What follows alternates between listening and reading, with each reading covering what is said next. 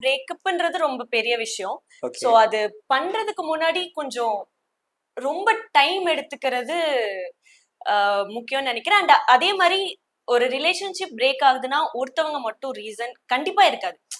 இ- அது எப்படி சொல்றது, 2 பேரு சேர்ந்தாதான் பிரேக்கப் நடக்கும். சோ ஒருத்தவங்க இல்ல அவங்க தான் பிரேக்கப் பண்ணிட்டு போயிட்டாங்க, நான் பிரேக்கப் பண்ணல, அந்த மாதிரியான ஒரு விஷயம் வந்து இருக்காதுன்னு நான் ஃபீல் பண்றேன்.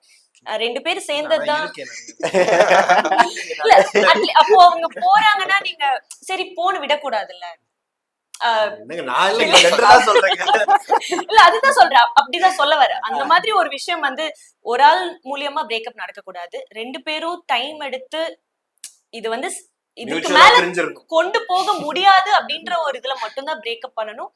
அப்படி அப்படி நடக்கிறது கொஞ்சம் அதுக்கு அடுத்து இது ஃபியூச்சர்ல இல்ல பிரசன்ட்ல நம்மளோட பாதிப்பு கொஞ்சம் கம்மியா இருக்கலாம். இது ஏதோ 2 பேரும் சேர்ந்து கல்யாணம் பண்ணணும்ன்ற மாதிரி நீங்க சொல்றீங்க, 2 பேரும் சேர்ந்து பிரேக்கப் பண்ணணும்ன்றது. இல்ல ஆக்சுவலா பிரேக்கப் வந்து மியூச்சுவல் அண்டர்ஸ்டாண்டிங்ல அந்த மாதிரி இருக்கணும்னு போயிடும்.